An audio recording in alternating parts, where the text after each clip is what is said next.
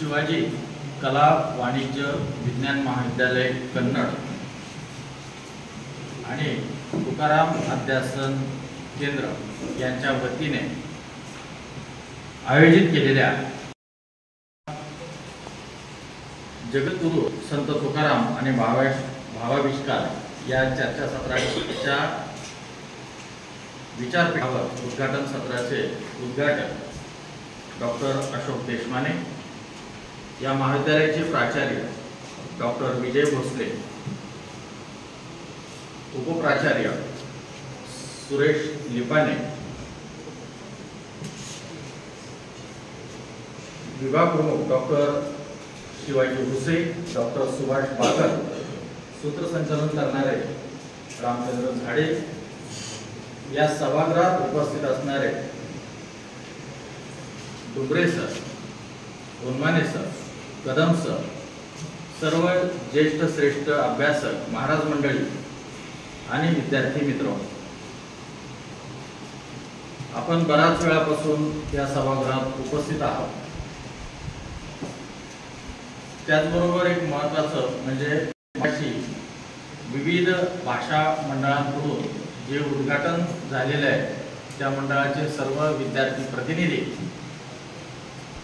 आणि समोर बसलेले सर्व श्रोते, सर्वप्रथम माझ्यासारख्या एका सर्वसामान्य माणसाला इथं बीज भाषणाची संधी दिली त्याबद्दल मी तुमच्या सगळ्यांचे आभार मानतो, विशेषतः संयोजकांचे, कारण हा विश्वास त्यांनी टाकला पण त्यांना काही माहीत नाही पुढं काय होणार आहे।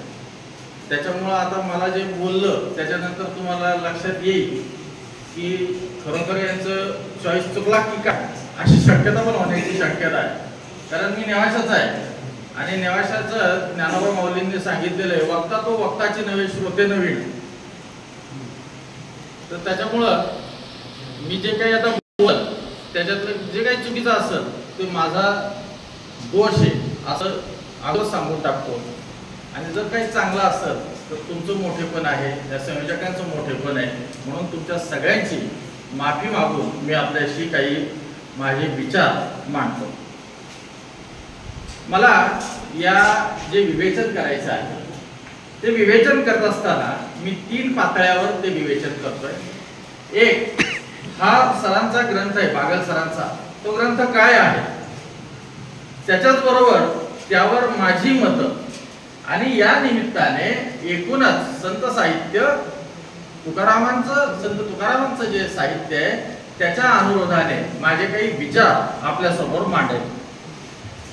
एक लक्षात घ्यायला लागतं की खरं बागल सरांचं मी नाव ऐकून पण तसं आमची भेट नाही, म्हणजे आता इथं टिपांचे आमचे मित्र भुसे सर आहेत जे आम्ही भेटलेलो आहे, पण भेटणं ही गोष्ट वेगळी असते आणि परिचय ही गोष्ट वेगळी। तर याच्या निमित्ताने मी त्यांचं पुस्तक वाचलं आणि ते पुस्तक वाचल्यानंतर त्यांच्या लेखनातून मला त्यांचा परिचय झाला। एक चांगले अभ्यासक, समीक्षक आणि कवी म्हणून त्यांचं कार्य आहे आणि त्या कार्याचा एक परिपाक म्हणून आजचा हा एक ग्रंथ येतोय। मित्रांनो, एखादं पुस्तक जन्माला येतानाच त्याच्यावर एखादं चर्चासत्र होणं ही खरं फार दुर्मिळातली दुर्मिळ गोष्ट असते, फार होत नाही अशा पद्धतीने। आणि म्हणून त्यातही एक वैशिष्ट्य असं आहे की जगद्गुरु तुकाराम महाराजांना आपल्यातून जाऊन त्यांना 375 वर्ष यावर्षी पूर्ण होत आहे, त्याचं एक औचित्य पण या ग्रंथाच्या आजच्या निमित्ताने आहे। तुकोबांच्या बाबतीत आपल्याला असं एक लक्षात घ्यावं लागतं की वेगवेगळ्या पद्धतीने मांडणी होती, की हे मांडणी करून त्याच्यातून एक सत्य आहे की त्यांचा नाव योग होऊन आता 375 वर्ष पूर्ण होते आणि त्याच्यामुळं आज दिवसभर तुकोबांवर चर्चा होते, ही एक फार मोठी बाब या संयोजकांनी केलेली आहे। आता प्रश्न असा आहे की सरांचं पहिल्यांदा मला अभिनंदन करावं लागतं, त्याच्यासाठी एक मी तुकोबांचा एक अभंग मी सुरुवातीला देतोय। तुकोबा असं म्हणतात, साधुनी बचनाक खाती तोळा तोळा आणि का ते डोळा न पाहावे देखोन या, साधुनी भुजंग धरतीले हाती आणि के कापती देखोन या, असाध्य ते साध्य करिता सायास कारण अभ्यास तुका म्हणे। हा अभंगातलं शेवटचं चरण आपल्या सगळ्यांच्या माहित आहे. पण या सुरुवात त्याची अशी आहे की लोक तोळा तोळा विष घेतात, भुजंग हातात धरतात, लोक घाबरून जातात. पण याच्यात आपल्याला एक लक्षात येतं की तुकोबांचं त्याच्यातलं शेवटचं वाक्य फार महत्वाचं आहे की ते असाध्य ते साध्य होईल. ते कधी? तर ते होईल ते केवळ आपण अभ्यासात. आणि म्हणून सुरुवातीला एक लक्षात घ्यावं लागतं की सरांनी 200 पानांचा ग्रंथ लिहिला. आताच्या काळात हे असाध्य म्हणजे ग्रंथ लिहिणं आणि त्याच्यावरून पुढचं म्हणजे वाचणं सुद्धा शक्य नाही. व्हॉट्सअपच्या युगामध्ये लोक बोलायला लागले की असं म्हणतात की नाही आम्ही 1-2 पानं झाले की आम्हाला चांगली झोप येते म्हणून काही वाचणारे लोक आहेत. वाचणं अशक्यच आहे. आणि त्याच्यामुळं असा असाध्य तो प्रयत्न ह्या अशाच्या प्रतिकूल काळात सरांनी केला. आणि म्हणून बागल सरांचं मी विशेषतः अभिनंदन करतो. या ग्रंथामध्ये 19 प्रकरणं आहेत. प्रारंभिक 3 प्रकरणं पार्श्वभूमीची आहेत, नंतरची 12 प्रकरणं ही विविध प्रकारचे तुकोबांचे जे अभंग आहेत त्यांचे वर्गवारी करून त्यांनी त्यांचं चिंतन मांडलेलं आहे. आणि शेवटची 4 प्रकरणं त्यांनी अभिव्यक्ती केलेली. हे करत असताना सरांनी 1200 अभंग त्याच्यातले घेतलेले. तुकोबांचे 4500 अभंग अधिक आहेत, त्याच्यातले त्यांनी 1200 निवडलेले आणि त्याच्यातील 400 अभंगांची उदाहरणं प्रत्यक्ष त्यांनी ग्रंथामध्ये दिलेली. या ग्रंथाला सतीश तराळांची प्रस्तावना आहे, बाबुळगावकर शास्त्रींचं आशीर्वचन आहे, विजय फड यांचा अभिप्राय आणि बागल सरांचा उपोद्घात आहे. हे 4ही भाग जे आहेत ग्रंथाचं, ते ग्रंथाचं महत्व काय ते सांगणार आहे. आता याच्यातल्या शास्त्रींच्या आणि बागल सरांच्या याच्यावर मी नंतरच्या उत्तरार्धात मी बोलेल, आता सध्याला बोलणार नाही. तर या सरांची एक भूमिका त्याच्या सुरुवातीला या ग्रंथ लेखनाची काय दिसते, तर सरांची एक भूमिका आहे की संत तुकाराम हे श्रेष्ठ, त्यांच्याविषयी सरांना कृतज्ञता आहे आणि त्याच्यातून लेखन व्हावं ही एक अंतर्यामी त्यांची जी इच्छा होती. या तीव्र इच्छेतून हा ग्रंथ तयार झालेला आहे अशी सरांची भूमिका त्यांनी उपोद्घातात मांडलेली आहे. त्याच्यामध्ये त्यांनी एक अनुभव मांडलेला आहे. खरं तर अनुभवाचं मला विशेष वाटतं की त्यांनी असं का लिहिलं असावं मला माहित नाही. खरं बोललं पाहिजे, चर्चेसाठी एक वाव असतो म्हणून बोललं पाहिजे. नुसतं गोड गोड बोललं तर आपण काही तुकोबांचे अन्वयी होत नाही. थोडंसं रोखठोक पण बोललं पाहिजे आणि त्याच्यामुळे थोडंसं बोललं पाहिजे. सरांनी असं म्हटलं की मला तुकाराम बाबांच्या अभंगाचं गाथा जे मुंबई सरकारने सगळ्यात सुरुवातीला छापली, नंतर ती शासकीय प्रत म्हणून झाली, ती काही मला मिळाली नाही. त्यांच्याकडं जे गाथाची ही प्रत होती ती गायब झाली. नंतर साखरे महाराजांची जी प्रत होती ती पण गायब झाली आणि नंतर त्यांनी देहू संस्थांची जी प्रत त्यांनी सोबत आणलेली आहे ती प्रत त्यांच्या आधारे त्यांनी लिहिलं. मला असं लक्षात येतं की तुकाराम बाबांच्या अभंगाचा गाथा मिळत नाही. तर आज अशी परिस्थिती तुम्हाला सांगतो की तुम्ही महाराष्ट्र राज्य साहित्य संस्कृती मंडळाच्या वेबसाईटवर जर तुम्ही सगळे गेले तर तुम्हाला ते सगळा PDF जसाच तसा मिळतो ताबडतोब आणि आपण ते छापून घेऊ शकतो किंवा विविध ग्रंथालयामध्ये ते मिळू शकतो. आता या निमित्ताने मी तुम्हाला फक्त एक आठवण करून देतो की या सगळ्या आपण ह्या ज्या मुद्रित माध्यमातून ही जी गाथा आली ज्ञानेश्वरांची ज्ञानेश्वरी आहे याचा जर मागचा इतिहास गेला तर त्याला असं लक्षात येतं की त्याला दोला मुद्रित म्हणतात. कारण ह्या पोथ्या होत्या आणि पोथ्यातून हे मुद्रित झाले. तर सगळ्यात अगोदर कोणती प्रत छापली असेल, ज्ञानेश्वरी का तुकारामांची गाथा? तर असं दिसतं की तुकोबांची गाथा नंतर छापली गेली आणि त्याला एक कारण असं होतं की त्यावेळेसची जी शाई होती ती शाईमध्ये लोकांना शंका होती की ते शाईमध्ये काय आहे आणि त्याच्यामुळे ते टाळलं गेलं. आणि म्हणून सगळ्यात पहिली जी प्रत आहे ती माधव चंद्रोबा यांनी 1862 मध्ये त्यांनी ती प्रत त्या मासिकातून 5 भागात छापली आणि त्याच्यानंतर गणपत कृष्णाजी जी आहे त्याला जी मंडलिक प्रत आपण म्हणतो ती साधारणतः 1867 ला छापली गेलेली. आणि मग त्याच्यानंतर आपल्याला सगळ्यांना तुकारामांची गाथा ज्ञानेश्वरी वाचायला मिळाली. नाही तर असं शक्य नव्हतं. कारण एक पोथी नकलून घेणं हे भलतं कठीण काम होतं, कारण तेवढं लिहिणं ही काही साधी गोष्ट नव्हती. आणि म्हणून मुद्रित माध्यमं ज्यावेळेस आली त्यावेळेसही आपल्या मनात अंधश्रद्धा होती की ह्या शाईमध्ये काय, म्हणजे जशी पहिली रेल्वे धावली त्यावेळेस लोक पळून गेले होते की आता ही रेल्वे येणार आणि ती पाताळात जाणार आणि सगळे नष्ट होणार अशी एक अंधश्रद्धा होती. कोरोना आल्यावर सुद्धा आपल्या डोक्यात अंधश्रद्धा होती आणि तशीच एक अंधश्रद्धा आपल्याकडे सुरुवातीला होती. आणि गणपत कृष्णाजींचा जर इतिहास पाहिला तर त्यांचं असं दिसतं की त्यांनी का छापलं तर ख्रिस्ती मिशनरीने पुस्तकं छापली, मग आपण का नाही छापू, हे तर देशीय मंडळींनी म्हणून ती छापलेली. आता हे छापत असताना आपल्याला एक असं लक्षात घ्यावं लागतं की त्यांचं जे लेखन आहे त्या लेखनाचं कसं आहे, त्याचं स्वरूप, त्यांनी जी चिकित्सा केलेली, चिंतन केलेलं आहे, हे चिंतन त्यांचं आंतरबहिर संहितात्मक आहे. म्हणजे संहितेच्या आतमध्ये ते जसं विश्लेषण करतात, संहितेच्या बाहेर जाऊन विश्लेषण करतात. त्यांनी त्याचं पृथक्करण केलेलं आहे, विश्लेषण केलेलं आहे आणि अन्वेषण केलेलं आहे. साधी गोष्ट आहे, पृथक्करण करणं, तुकडे तुकडे करणे, त्याचे विश्लेषण करणं, त्याच्यात काय आहे आणि त्याच्यातून ते काहीतरी शोधू पाहतात हे आपल्याला दिसतं. कसं शोधायचं तर त्याचे 2 दाखले देतो मी पुढे जातो. सर असं म्हणतात त्यांच्या पुस्तकात, ज्ञानेश्वरांची चिंतने आंतरलक्षी व म्हणूनच ती निरपेक्ष रूप वाटतात, तर तुकारामांची चिंतने बहिर्मुख व काहीशी सापेक्ष रूप वाटतात. तुकारामांनी बहिर्मुख वृत्तीने लिहिलेल्या अभंगांचा एक पाय नेहमी अध्यात्मात व दुसरा लौकिकात ऐहिक जीवनात असतो. त्यामुळे तुकारामांच्या आध्यात्मिक व ऐहिक अनुभवाच्या सीमारेषा विलक्षण लवचिक झाल्या आहेत असे दिसते, असं त्यांचं एक विधान आहे. सरांचं दुसरं एक विधान असं आहे की ते अभंग या प्रकारची वैशिष्ट्य सांगतात ते सहजपणे मानुभावीय ग्रंथांची उदाहरणे देतात. साधारणतः मगाशी देशमाने सरांनी जसं त्यांच्या भाषणात म्हटलं की आपल्याकडे सीमारेषा आहे, वारकरी महानुभावांकडे पाहत नाही, महानुभाव वारकऱ्यांकडे पाहत नाही, असं एक वेगवेगळ्या पद्धतीने डिस्कोर्स चालू असतो. तर इथं आपल्याला असं दिसतं की यांच्या विवेचनात अशी कितीतरी उदाहरणे येतात. म्हणजे वारकऱ्यांच्या विषयी ते बोलत असताना ते सहजपणे महानुभावांची बरोबर अभंग म्हणजे काय त्याचं एक विश्लेषण करू पाहतात आणि हे विश्लेषण म्हणजे ग्रंथाच्या बाहेर जाऊन ते विश्लेषण करतात आणि ज्यावेळेस अशी तुलना करायला लागतात ना त्यावेळेस तो ग्रंथ अधिकाधिक आपल्या जवळ जायला लागतो. दृष्टांत द्यावेच लागतात, दृष्टांत दिले नाही तर समजणार कसं, आणि म्हणून त्यांचं ते वैशिष्ट्य त्यांनी हे केलेलं आहे. आणि म्हणून हे अन्वेषण जे आहे ते आपल्याला अन्वेषण सहजपणे सांगतं की यांनी काय वाचलेले आहे, सरांनी काय वाचलेलं आहे, त्याचा एक परिपाठ आपल्याला कळतो की समोरच्याने अगोदर काय वाचलं आणि त्याच्यामुळं त्याच्यातल्या याच्या विशेष त्यांच्या काही गोष्टी कधी आपल्याला पटतात तर कधी पटत नाही. म्हणजे मगाशी म्हणलो की त्यांचं सगळंच पटलं पाहिजे असं काही नाही, आपल्याला त्याच्यावर चिंतन करायचं.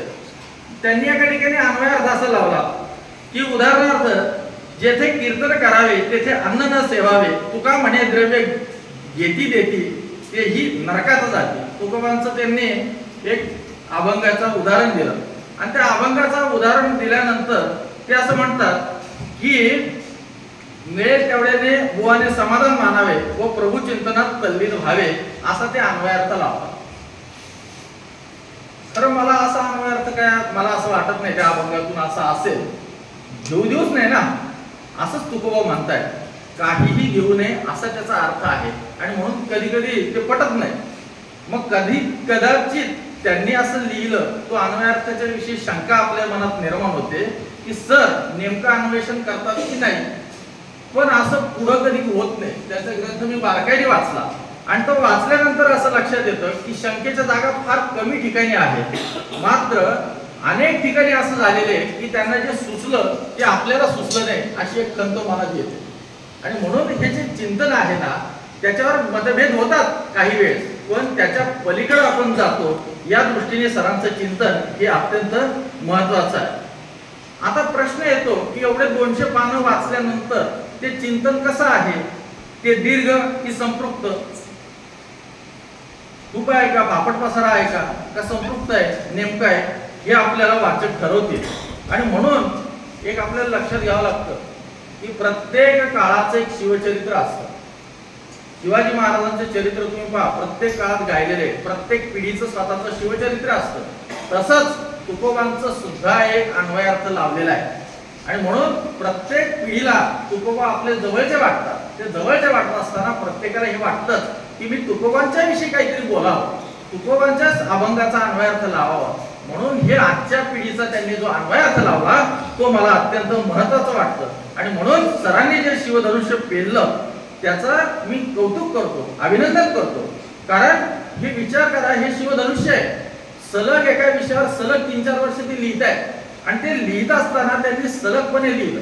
माणसांकडे चिकाटी राहिली नाही. कोरोना नंतर एक काय झालंय सर, की काही जरी झालं तरी माणसांकडे चिकाटी राहिलेली नाही. किती वेळ बसतील याची शक्यता नाही. म्हणजे मी ज्यावेळेस 9:30 वाजता इथं आलो त्यावेळेस मला वाटलं किती लोक आहे काय माहिती, बरं आले तर आले ते ऐकतील का नाही काय माहिती, अशी एक शंका निर्माण झालेली. एवढ्या वेळ कुणी बसतं की नाही अशी एक शंका आहे. अशा काळात एका ध्येयाने एकाच विषयावर सर सातत्याने लिहितात आणि म्हणून हे मला महत्वाचं वाटतं, त्यांचं कौतुकास्पद वाटतं. शेवटी मी मगाशी 2 मुद्दे सोडून दिले होते, शास्त्रींचा आणि सरांचा. तर माझ्या आता पुढच्या विवेचनात पहिल्यांदा सरांचा उल्लेख करतो आणि मग शास्त्री महाराजांकडे येतो. बागल सर एका ठिकाणी असं म्हणतात की मी तज्ञांचे मार्गदर्शन टाळले. त्यांना काही ग्रंथांवर लेखन करायचं होतं पण त्यांनी टाळलं. आता काय झालं हे आपल्याला काही त्यांनी म्हटलेलं नाही. जे लिहिलेले तेवढ्यावरच बोलावं, त्याच्या पलीकडे जाण्याच्या फंदात आपण पडू नये. पण तज्ञांचं मार्गदर्शन टाळलं हे असं म्हटलं तर नक्कीच काहीतरी वाईट अनुभव असेल. पण मला एक असा प्रश्न पडतो की सगळेच तज्ञ काही वाईट असतील असं काही नाही. कदाचित तुमची निवड चुकली असेल, पण जर आपण तुकोबाच्या जर परंपरेतले असू तर तुकोबाचा असं काही सरळपणे गुरु नाही कुठे, आहे की नाही. ग्रंथ हेच गुरु आहे आपले. आणि म्हणून आपण काय करावं तर तज्ञांच्या मार्गदर्शनाकडे जावं. पण ते जात असताना आपल्या तज्ञांनी जे काही निर्माण करून ठेवलेलं आहे त्याच्याकडे जर गेलं तर मला असं वाटतं की 100% आपल्याला नीटच मार्गदर्शन होतं आणि बाहेर जायचं काही कारण नाही. तुकोबांकडे जरी गेलं, त्यांच्या गाथा वाचल्या तरी आपल्याला बाहेर जायची गरज पडत नाही. आणि म्हणून मला असं वाटतं की सरांनी ती खंत व्यक्त केली, ती काही करायची गरज नव्हती किंवा त्याच्याकडे जाण्याचं गरज नव्हती. आता याच्यामध्ये सगळ्यात महत्वाचं जे आशीर्वचन आहे ना, शास्त्रींचं जे बाबूगावकर शास्त्रींचं आशीर्वचन आहे ना, अतिशय उत्तम झाले. अतिशय उत्तम म्हणजे त्यांनी काय थोडंच लिहिलंय, 1.5-2 पानं, अतिशय उत्तम. ते जे लिहिलेलं आहे ना त्याचं म्हणजे कौतुक करावं तेवढं कमी. त्यांचा अधिकार आहे, त्यांच्या त्या अधिकारातून त्यांनी जे लिहिलं अतिशय थोडकं मोजकं लिहिलं. म्हणजे संपृक्त लेखन कसा असावं ते त्याचं एक उदाहरण आहे. त्यांनी जे लिहिलेलं आहे त्याच्यामध्ये त्यांनी एक 2 भाग लिहिलेले ते मला महत्वाचे वाटतात. ते म्हणतात की संत साहित्याचे चिंतन संत होऊनच करायला हवं, तेव्हाच परतत्व स्पर्श होतो. हे त्यांचं पहिलं विधान आहे. आणि त्याच्यानंतर त्यांनी एक दुसरं भाग जे केलं तो म्हणजे यांना संत टाळकुटे वाटतात, गोणीदा, गंबा सरदार, दिलीप चित्रे हे संतांचं उदात्तीकरण करतात असं एक सुतोवाच केलं आणि ते नंतर थांबतायत. मला असं वाटतं की हा एक फार मोठा एक आशय आहे. थोडक्या याच्यामध्ये त्यांनी तो आशय आहे आणि याचा विस्तार होणं आवश्यक आहे. म्हणजे या सभागृहात आपल्याला जर काही आज दिवसभर चर्चा करायची असेल तर ती चर्चा या 2 बाबीत व्हायला पाहिजे. आता एक विचार करा की त्याच्यामध्ये काय आहे. तर एक राजवाडे एका बाजूला येतात आणि दुसऱ्या बाजूला कोण येतात तर न्यायमूर्ती रानडे येतात. 2 पुस्तकं त्यांचे महत्वाचे. ज्ञानेश्वरीला जी प्रस्तावना लिहिलेली राजवाड्यांनी किंवा त्याच्यानंतर एकूणच त्यांचं जे लेखन आहे ते पहा. त्याच्यात त्यांचं हे विधान आहे, टाळकुटेपणा आहे संतांचं. तर त्यांनी जो संदर्भ दिला तो संदर्भ असा होता की या भारतावर ब्रिटिशांचं राज्य आलं. ते कशामुळे आलं तर त्यांनी त्याचं ह्या ऐहिकाकडे दुर्लक्ष केलं म्हणून त्यांनी लिहिलं. पुढे राजवाड्यांनी ते विधान मागे घेतलं पण त्यांचं एक विशिष्ट संदर्भात ती चौकट आपल्याला समजून घ्यावी लागते. पण पुढचं जे गोष्ट आहे ते रानडेंनी जे लिहिलेलं आहे मराठी सत्तेचा उत्कर्ष, हे अनुवादित आहे. त्यांनी राईज ऑफ मराठा पॉवर नावाचा एक ग्रंथ लिहिला. त्याचं भाषांतर म्हणजे मराठी सत्तेचा उत्कर्ष. आणि त्याच्यामध्ये रानडेंनी एक फार महत्वाची बाब लिहिलेली आहे की संत साहित्य हे समाजाकडून पळणार आहे का, संत साहित्यामुळं मराठी सत्तेचा या महाराष्ट्राचा अपकर्ष झाला का, याला त्यांनी विधानाला छेद दिला. आणि त्यांनी पहिल्यांदा सांगितलं की हे जे काही झालेलं आहे, हे जे पुनरुत्थान झालेलं आहे त्या पुनरुत्थानाचा खरा मार्ग संतांनी केलेल्या या महाराष्ट्रीय समाजाच्या मशागतीवर आहे। या माणसांच्या मशागत केली आणि म्हणून एक लक्ष द्यावं लागतं की हा जो मराठी समाज आहे हा जसाच्या तसा टिकून राहिला। अनेक राज्यकर्ते आले, ते राज्यकर्ते आल्यानंतर सुद्धा आपल्याला असं दिसतं की काही होऊ शकलं नाही, विपरीत होऊ शकलं नाही। वारकरी संप्रदाय आणि मराठी माणसं तसेच्या तसे राहिले याचं मुख्य कारण हे संतांनी केलेलं कार्य असं पहिल्यांदा रानडेंनी सांगितलं। आणि म्हणून एकूण आपण ऐतिहासिक परिप्रेक्ष्य जर पाहिला तर तुमच्या असं लक्षात येईल की राजवाडे आणि रानडे या दोघांच्याच मध्ये बाकीचे आपले सगळं जे लेखन आहे ते ह्या दोनच गटात होतं, म्हणून बाकीच्यांचं लेखन ह्या तळटिपात जातं। या पलीकडे कोणी मांडणी केलेली नाही। तुम्हाला जर संत विचारावर टीका करायची असेल तर तुम्हाला राजवाड्यांकडे जावं लागतंच, आणि जर तुम्हाला इकडं जर त्यांचं उदात्तीकरण करायचं असेल तर रानड्यांकडे जावंच लागतं। त्याचाच विस्तार विकास पुढच्या काळात झालेला आहे। आणि म्हणून एक लक्षात घ्यावं लागतं की दोन गोष्टी आहेत, एकीकडे भौतिक आणि एकीकडे आध्यात्मिक, अशा दोन परंपरा आहेत। महत्व कशाला द्यायचं, भौतिकाला महत्व द्यायचं का अध्यात्माला महत्व द्यायचं, असा एक सनातन संघर्ष आपल्याकडे पहिल्यापासून आहे। म्हणजे थेट आपल्याकडे जी भारतीय परंपरा जर आपण पाहिली तर मी कोण आहे असा जो वेदांपासूनचा जो प्रश्न पडलेला आहे तो त्याचाच आहे। हे तत्वज्ञान विकसित होत गेलेलं दिसतं, त्याच्याच या प्रश्नाचा परिपाक आपल्याला इथं पाहायला मिळतो। आणि म्हणून आपल्याला एक लक्षात घ्यावं लागतं की ज्यावेळेस आपण तुकोबांचा कालखंड म्हणतो तर तुकोबांचा कालखंड आपल्याला 17व्या शतक घ्यावा लागतो। ते 17वं शतक आहे। मग 17व्या शतकामध्ये नेमकं काय चाललेलं होतं, तुकोबांचा विचार करत असताना त्यांच्या अभंगापर्यंत आपण जातो, पण त्या अभंगाच्या पलीकडे काय जातो। मगाशी देशमाने सरांच्या बोलण्यामध्ये त्यांनी जैन बौद्ध अशी परंपरा सांगितली, पण त्याच्या अगोदर काय होतं, त्याच्या अगोदर पण काहीतरी होतं, उपनिषद होते। उपनिषदांचा जर आपण विचार केला तर हे फक्त भारतीय परंपरा आहे, वेद आहेत, उपनिषद आहेत, ते अशीच परंपरा आपल्याला 2,500-3,000 वर्षाची सांगता येते। पण हे फक्त भारतीय परिप्रेक्ष्य झाला, भारतीय परिप्रेक्ष्याच्या बाहेर काय होतं आपल्याला हे पण लक्षात घ्यावं लागतं। रोमन आहेत, ग्रीक आहेत, चीनची संस्कृती, अरब संस्कृती, या सगळ्या कल्चर होत्याच ना, यांचे सगळ्यांचे विचार होते। म्हणजे एक विचार करा की आज आपल्याला असं लक्षात घ्यावं लागतं की ह्या पृथ्वीचं वय 460 कोटी वर्ष आहे, त्याच्यातलं माणसाचं अस्तित्व 3 लाख वर्षाचं आहे। महाराष्ट्रात माणूस 1.5 लाख वर्षापासून सापडतो आणि त्याची संस्कृती पाहिली तर 3,000 वर्षाची, सातवाहन राजे एवढंच आहे। आणि त्याच्यामध्ये या सगळ्या विश्वामध्ये एक पृथ्वी, अशा अनेक आकाशगंगा आणि अनेक आकाशगंगा मिळून ते विश्व, म्हणजे एक सूर्य आपल्याला दिसतो आपल्या आकाशगंगेवर, पण अशा अनेक आकाशगंगा आहेत। आणि म्हणून एवढा दीर्घ पल्ला, आणि त्या दीर्घ पल्ल्यामध्ये मानवी इतिहास आहे। मानवी इतिहासमध्ये विविध जाती धर्म दिसतात, विविध संस्कृती दिसतात। आपली जेवढी संपन्न संस्कृती तेवढ्याच त्या संपन्न संस्कृती आहेत। आणि मग हा जर आपण एक समग्र पट आपल्या मागे पुढे दिसला तर मग आपल्याला कळतं की अरे आपण केवढं आहे, आपल्यालाच नाही, तुकोबा म्हणतात ना, अणु रेणू तोकडा तुका आकाशा एवढा, दोन गोष्टी आहेत। हे जे दिसतंय ना, म्हणजे हे तुकोबांना जाणवलेलंच आहे ना, तुकोबांना जाणवलेलंच आहे, पण मग आपण हा विचार करतो का, असा एक विचार आपण या निमित्ताने केला पाहिजे।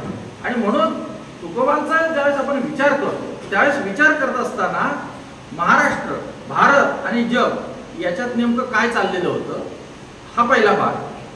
त्यावेळेस कोण कोण माणसं होती, त्यांचं काय काय कार्य होतं, त्यांची ज्ञान परंपरा काय होती, त्यांच्या मागे अशी कोणती साधनं होती, त्यांच्याकडे अशी कोणती ज्ञान संपादन त्यांनी केलेलं होतं, याचा विचार करावा लागतो।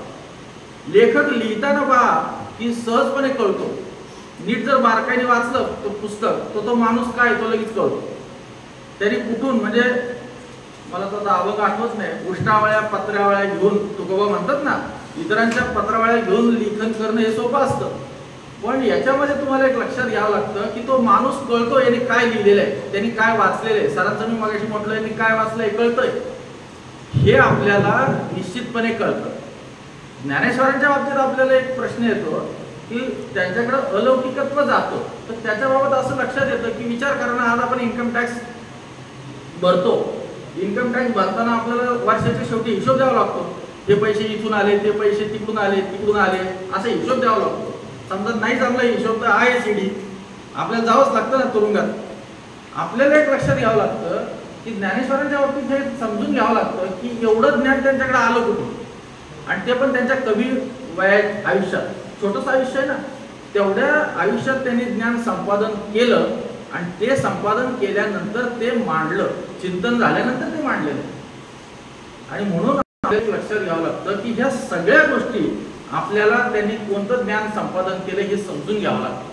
आणि म्हणून आजचा काळ असा आहे की जागतिकीकरणाचा काळ आहे. आज कितीतरी साधनं आहेत. मगाशी मी म्हटलं पुस्तक मिळवणं आज अवघड नाही आलं. तुम्हाला जगातल्या याच्यावर ग्रंथालय जे आहे ते ग्रंथालय तुम्हाला इंटरनेटवर आहे, ते ग्रंथ तुम्हाला इंटरनेटवर पाहायला मिळतात. प्रश्न आहे फक्त तो वाचण्याचा आणि मिळवण्याचा. आणि म्हणून पूर्वीच्या काळी कुणी एवढे त्यांना साधनं भेटले नाही, ती साधनं आज आपल्याजवळ उपलब्ध आहे. विका राजवाड्यांच्या बाबतीत तुम्हाला सांगतो की काही त्याच्याविषयी करा, पण विका राजवाड्यांनी ते ग्रंथ लिहिले, संशोधन केलं, आणि त्यांनी ते स्वतः बैलगाडीत घालून विकलेले. विलं भावांच्या बाबतीत महाराष्ट्र सारस्वत लिहिलंय. ते सारस्वत करत असताना त्यांचं काम काय होतं माहितीये, मिठाच्या तिथं ते मीठ विकायचं काम करायचे, असं त्यांचं काम आहे. त्याच्यातून त्यांनी लिहिलेलं आहे. ठीक आहे, त्याच्यात काही आधी पुन्हा असेल, पण त्यांनी हे काम केलेलं आहे, हे मागच्या लोकांनी केलेलं आहे. अतिशय कमी साधनांच्या जोरावर त्यांनी संपादन केलं. तुकोबांच्या काळात आणखी कमी होतं.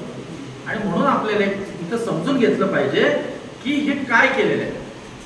मगाशी इंग्लिश विभागातल्या मुलांनी दिलीप पुरुषोत्तम चित्र्यांचं त्याचं ते हे केलंय. तुम्हाला एक सांगतो, एक काळ असा होता, आत्ताचा काळ समकाल आणि त्याच्या अगोदरचा 70-80चं दशक. त्या दशकामध्ये काय दिसतं, एक काळ असा होता की संत साहित्यावर बोलणारे माणसं नव्हते, किंवा त्याची एक विभागणी, त्याची एक वर्गवारी एक मार्क्सवादी पद्धतीने केली जायची. आणि जे बोलले जायचे ते थोडंसं लाजत माजत असं बोललं जायचं, आणि बोलणं जे असायचं ते फार सांभाळून बोललं गेलं.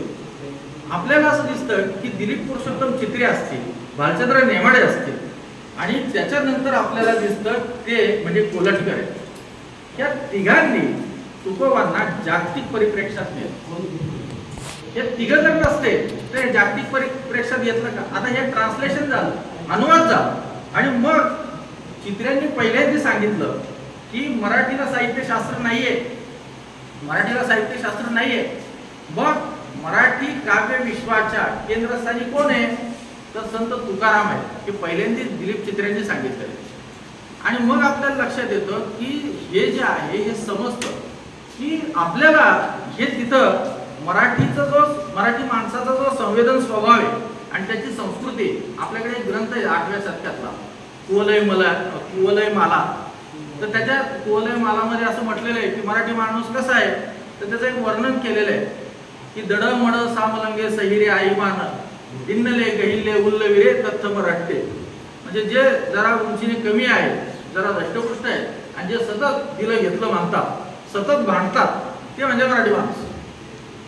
आपली भाषा काय अशी नजाकत नाही, फारशी जशी नजाकतीने बोलली जाते, पहिल्या करता ते आदर, तसं इथं काही नाही, रोखोक गोष्टी.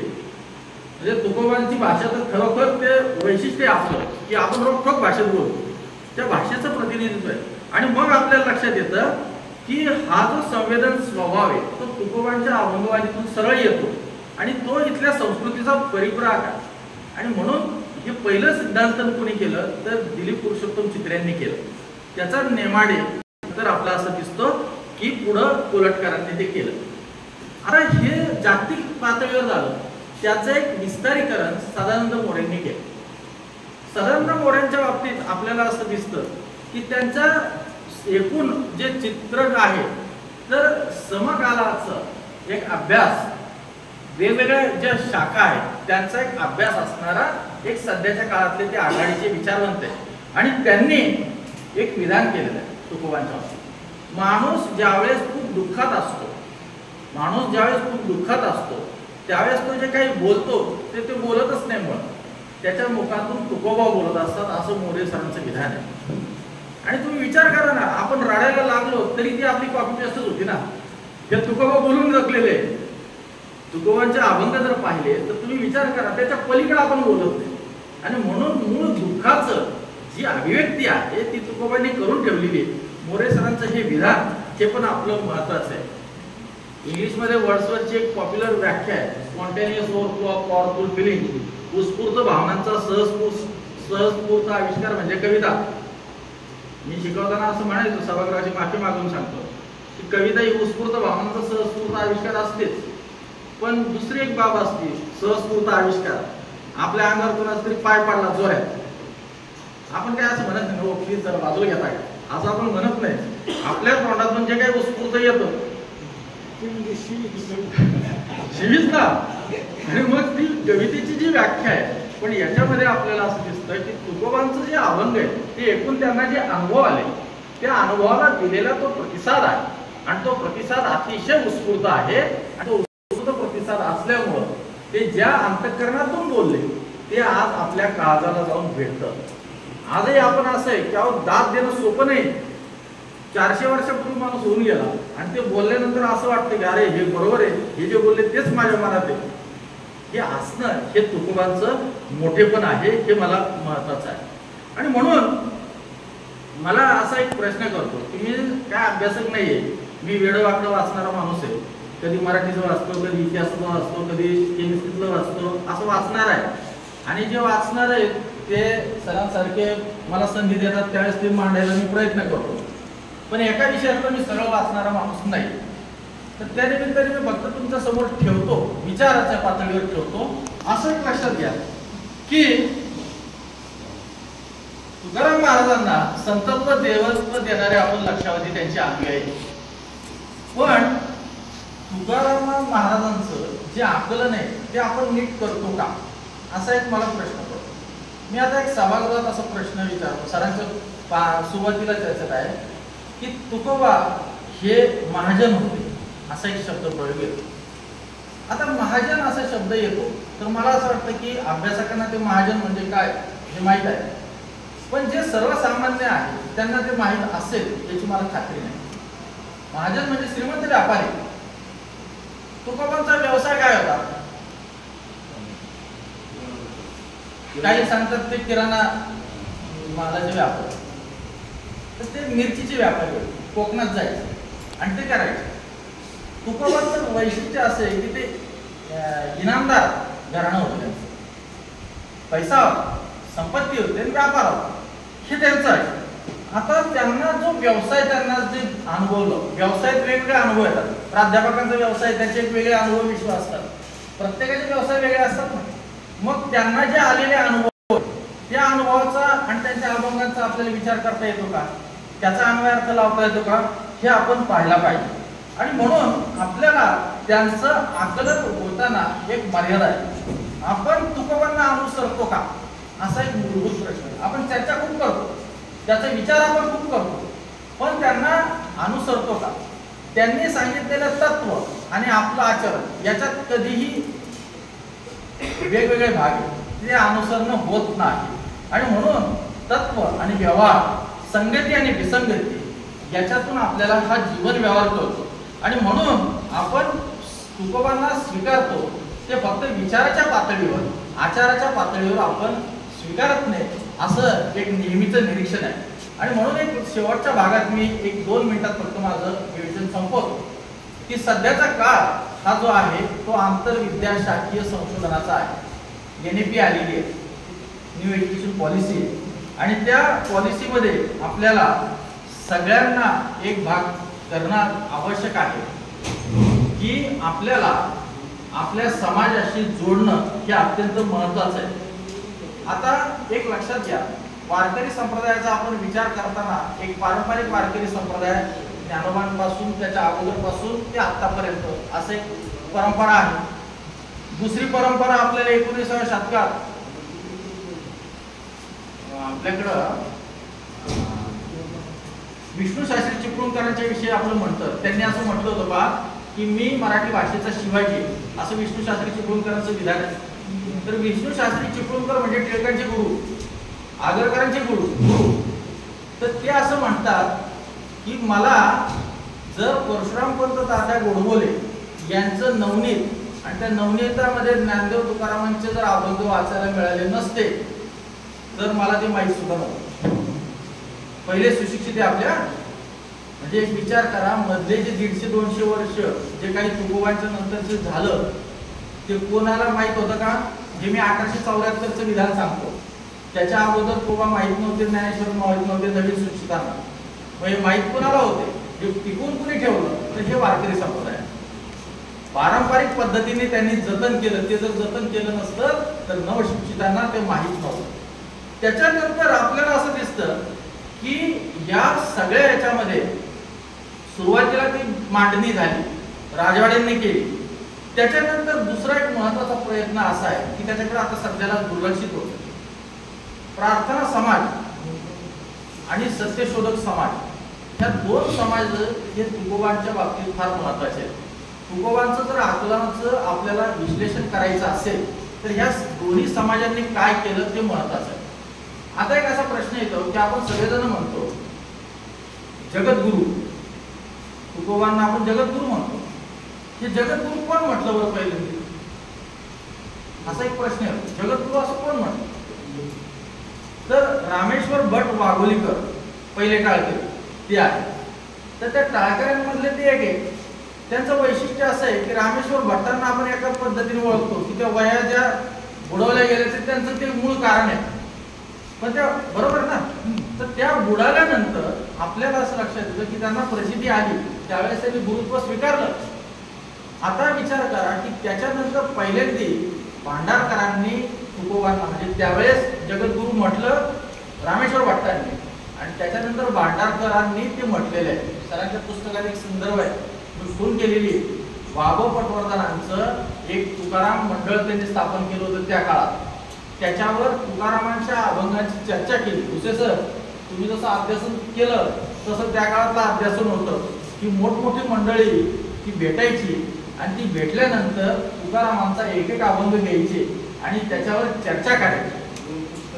त्याचे 2 खंड आता साहित्य अकादमीने प्रकाशित केले आणि एकेका अभंगाचा चर्चा करून त्याच्यातलं प्रक्षिप्त काय वगैरे अशी चर्चा केली आहे. अतिशय मौलिक काम दिलीप दोडगेंनी आता नव्याने संपादन केलेले आहे, तुम्ही पहा. आता प्रश्न असा येतो की एवढं संपन्न आपला वारसा आहे, त्या वारसामध्ये आपल्याला असं लक्षात येतं भौतिकशास्त्र, रसायनशास्त्र किंवा तत्वज्ञान अशा अनेक अंगाने तुकोबांच्या अभंगांचा अभ्यास करता येणं शक्य आहे. तुकोबा फक्त आता महाराष्ट्रापुरते नाही, ते जगभर गेलेले. मग जगभरात ते गेलेल्यानंतर त्याचा अर्थ निर्णय काही करता येतं का? त्याचं वेगवेगळ्या विचारवंतांनी जे काही काम केलं त्याचं काही चिंतन करता येतं का? आणि त्याच्यातून आपल्याला नवीन काही आढळतं का? याचा आता सध्याला विचार करणं गरजेचं आहे. आणि म्हणून मी फक्त एवढंच म्हणेल की कुठलाही अभंग घ्या आणि त्या अभंगामधला कुठलाही संदर्भ घेतला तर तो वेगवेगळ्या शास्त्रांशी निगडीत आहे. देशपांडे सर जे म्हटले की हवाबंद कप्पे, NP मध्ये हे हवाबंद कप्पे संपले. अभंगांचा अभ्यास रसायनशास्त्राचा माणूस करू शकतो, आता त्याच्यातलं काय अर्थ आहे तो पण सांगू शकतो. भौतिकशास्त्राचा आपण करू शकतो. सहज जाता सांगतो, मागच्या वर्षीचं नोबेल मिळालेलं आहे फिजिक्सचं, त्याच्यामध्ये एक साधं उदाहरण आहे. प्रयोग असा आहे की सूर्यकिरण जातो इकडून तिकडे, किरण तो सरळ जातो, त्याच्यामध्ये अडथळा ठेवला तर तो थांबतो, पण तो काहीही याच्यात कुणी त्याला पाहिलं नाही तर तो विचलित होत नाही. पण त्याच्याकडे जर कुणीतरी पाहिलं तर तो विचलित होतो. सूर्यकिरण साधा आहे आणि जे विचलित होण्याचं कारण कुणीतरी पाहणं आहे. स्टीफन हॉकिंगचं जे विवेचन आहे त्याच्या पुढचे त्याचे अनुयायी त्यांना ते मागच्या वर्षीचं फिजिक्सचं नोबेल मिळालेलं आहे. मित्र, आपण असा विचार करत नाही, आपण झापडबंद विचार करतो. आम्ही वारकरी आम्हीच फक्त हे करणार, इतरांनी करायचं नाही. तर तुकोबा हे सगळे आपले आहे आणि आपलं हे नुसतं आपण पाठांतर करणं, भोकंपट्टी करणं हे म्हणजे तुकोबांना त्यांचं अनुसरण नव्हे. म्हणून माझ्या विवेचनाचा सगळ्यात शेवटचा एक अभंग मी सांगतो आणि मी थांबतो. तत्पूर्वी तुम्ही माझं वाकडे तिकडे बोल, विचित्र बोल सगळे ऐकून घेतले. तुमच्या सहशक्तीला सलाम करावा तेवढं कमी आहे. पण माझा एक विचार असा होता की काहीतरी एक सांगावं, भले ते चुकीचं असलं तरी चालेल, पण काहीतरी एक माझे जे मनातली उलघाल चाललेली असते ती पुन्हा पुढे तरी सांगावं लागते ना. घरात सुद्धा ऐकत नाही. त्याच्यामुळे तुम्ही एवढे हक्काचे मिळाले म्हणलं ऐकणं हे गरजेचं आहे. आणि म्हणून तुमचे आभार मानतो, संयोजकांचे आभार मानतो. आणि तुकोबांनी असं जे सांगितलेलं आहे त्याच्याशी आपण तुकारामांचे आपण बाईक आहे. तुकाराम महाराज असं म्हणतात, अर्थहीन पाठांतर कासया करावे, जलदजी मरावे गोकुनिया, गोकुनिया काय वेगळी अर्थ पाहावे, अर्थरूपी राहे घेऊन या, तुका म्हणे ज्याला अर्थी आहे भेटी, नाही तर गोडकी. आपण अर्थापर्यंत जावं, नुसती पोपटपंची करण्यात मजा नाही. वाटलं तर ही माझी कदाचित पोपटपंची असेल, पण त्याचा अर्थ तुम्हाला सापडो एवढ्या अपेक्षा व्यक्त करतो. धन्यवाद.